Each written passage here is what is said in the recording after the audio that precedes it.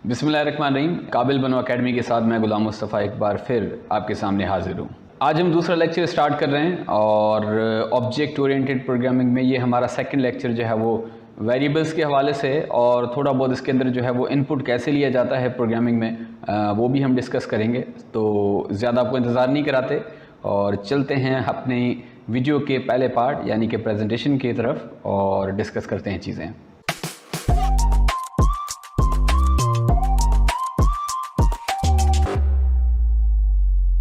जी, तो object oriented programming और उसमें आज के एजेंडा है वेरिएबल्स और दूसरा है कि कैसे इनपुट लिया जाता है यूज़र से। तो सबसे पहले variable is a named stored location that holds data and its value can be change during the execution of the program. और हम वेरिएबल्स को इस्तेमाल करते हैं ताकि हम अपने प्रोग्राम के अंदर डेटा को मैनिपुलेट कर सकें। डिफरेंट ऑपरेशंस होते हैं जो हमें परफॉर्म करने होते हैं।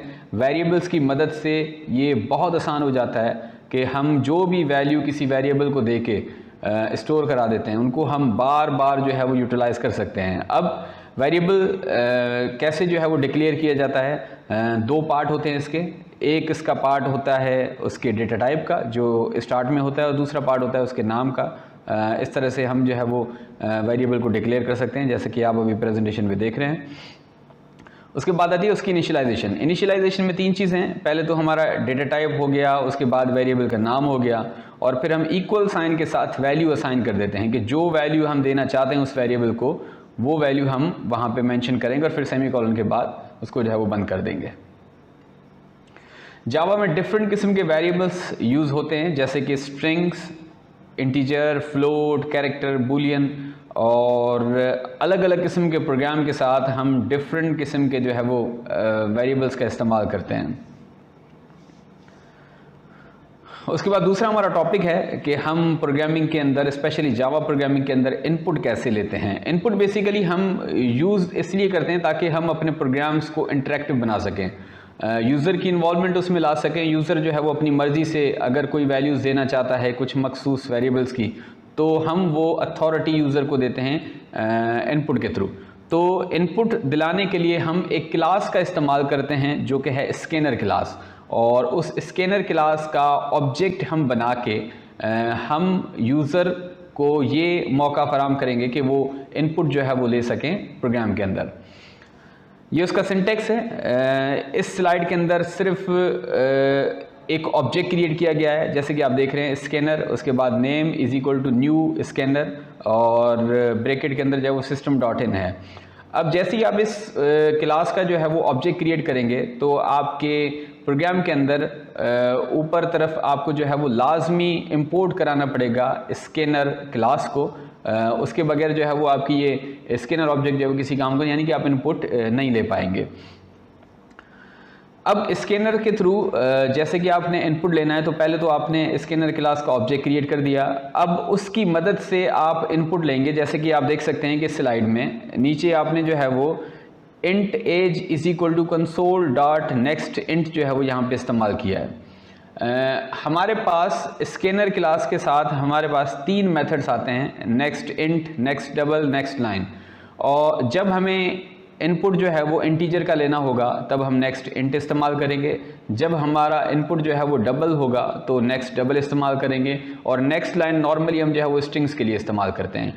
फिर इनके अगेंस्ट में हम कुछ वेरिएबल्स भी जो है वो क्रिएट करेंगे और उन वेरिएबल्स की क्रिएशन के बाद हम जो है वो वैल्यू असाइन कर देंगे उसी डेटा टाइप के वेरिएबल को जो वैल्यू हम इनपुट ले रहे हैं यूज़र के थ्रू।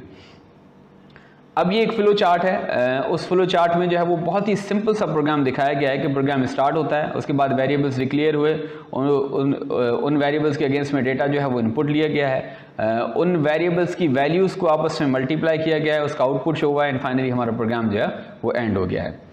ये उसका सूडो कोड है यानी एल्गोरिथम है। पहले स्टेप में स्टार्ट हुआ, दूसरे स्टेप में जो है वो वेरिएबल डिक्लेयर हुआ है, तीसरे स्टेप में जो है वो इनपुट दिया गया यानी कि यूज़र को ये अथॉरिटी दी गई है कि वो वैल्यू इंटर करे एंड फाइनली उन वेरिएबल्स को फोर्थ स्टेप में जो है वो मल्टीप्लाई किया गया है और फिफ्थ स्टेप में जो है वो उनकी प्रोडक्ट जो है वहाँ पे शो की गई है। ये एक बहुत ही सिंपल सा प्रोग्राम है जिसके अंदर हमने दो वेरिएबल्स क्रिएट किए हैं और उन दो वेरिएबल्स की वैल्यू जो है वो हमने यूज़र के थ्रू इनपुट कराई है और उन दोनों की प्रोडक्ट यानी मल्टीप्लिकेशन हमने कराई है और उसका आउटपुट जो है वो हमने शो कर दिया है। ये तो था हमारी वीडियो का पहला पार्ट जिसमें हम प्रेजेंटेशन में जो है वो सिर्फ वेरिएबल और इनपुट के बारे में जो वो चीज़ें डिस्कस कर रहे थे।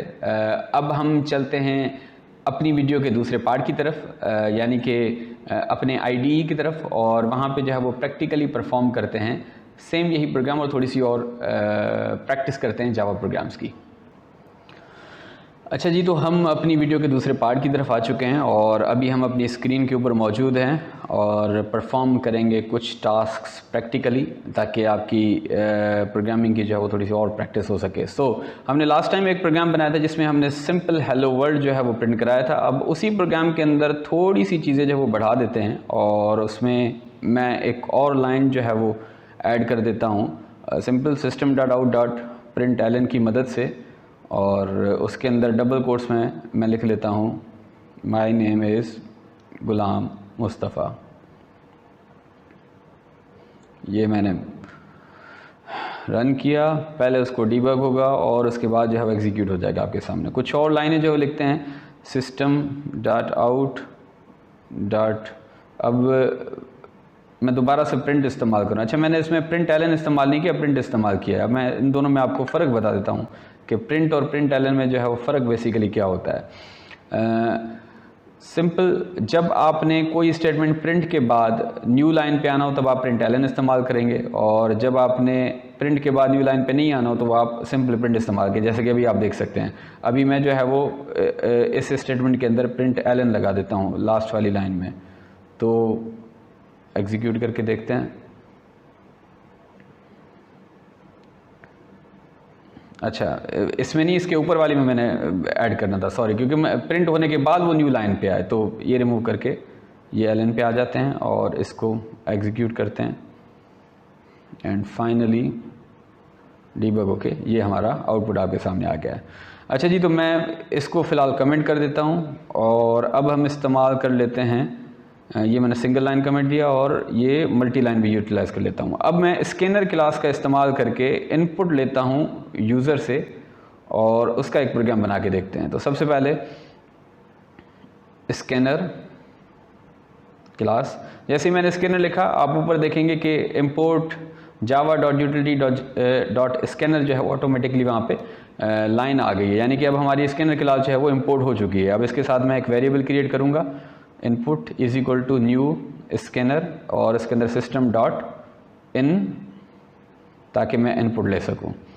साथ ही साथ मैं एक वेरिएबल क्रिएट करूंगा इंटीजर नहीं, मैं यहाँ पे जो है वो एक स्ट्रिंग क्रिएट कर देता हूँ और उसका नेम मैं नेम ही रख लेता हूँ और उसको मैं वैल्यू दिलाता हूँ इनपुट डॉट नेक्स्ट लाइन, और ये इजीली जो है वो हमारा इनपुट ले लेगा यूज़र के थ्रू। साथ ही साथ में मैं एक मैसेज भी पहले प्रिंट करा लेता हूँ system.out.println, और उसमें मैसेज देता हूँ एंटर यूर नेम, नहीं ऐसे नहीं, व्हाट इज़ योर नेम,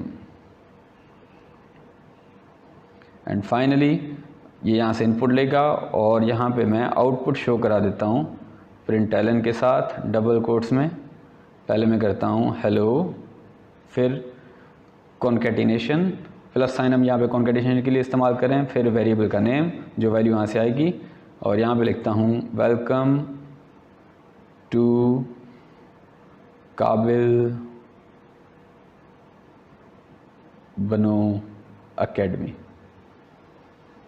इसको रन करके देखते हैं।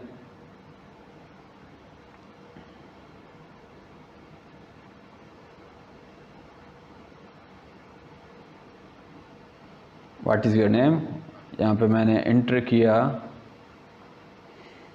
गुलाम मुस्तफ़ा और ये हमारा आउटपुट आपके सामने आ गया। अब मैं इसको भी कमेंट कर लेता हूँ और अच्छा, यहाँ पे मैंने स्पेस नहीं दिया था, चलें ये थोड़ा सा चेक कर लेते हैं। एक बार फिर एग्जीक्यूट किया, गुलाम मुस्तफ़ा लिखा मैंने और ये हमारे सामने आउटपुट आ गया।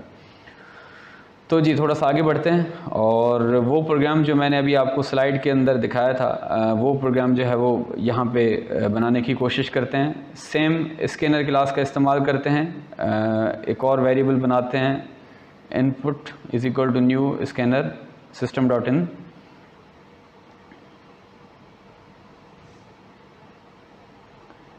दो वेरिएबल मैंने क्रिएट किए। इस बार मैं दोनों की डेटा टाइप जो है वो इंटीजर रख देता हूँ।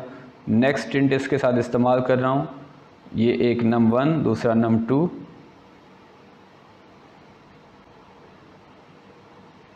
एंड फाइनली इससे पहले मैं एक छोटा सा मैसेज भी देता हूँ system.out.println के थ्रू।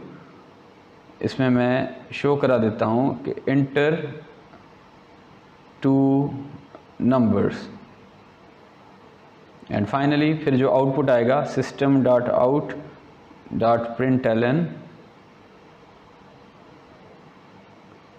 और उसमें मैं पहले एक मैसेज देता हूँ the product of 2 numbers is, फिर कॉन्केटिनेशन के साथ इन दोनों की मल्टीप्लिकेशन। मैं एक ब्रैकेट इस्तेमाल करता हूँ ताकि मेरे आउटपुट में जो है वो कोई गलती शो ना हो, num1 मल्टीप्लाई बाय num2। और ये मैं एग्जीक्यूट कर लेता हूँ, ये डीबग हो रहा है और ये आ गया जी इंटर 2 नंबर्स। तो पहले मैं 4 मल्टीप्लाई बाय 5 20। ये जी आपके सामने आउटपुट आ गया और उम्मीद करता हूँ कि आज का ये एक छोटा सा लेक्चर जो है वो आपको समझ में आया होगा। ऐसी ही कुछ प्रैक्टिस के लिए हम टास्क आगे परफॉर्म करते रहेंगे। फ़िलहाल के लिए इतना ही। Thank you so much. अल्लाह हाफ़िज़।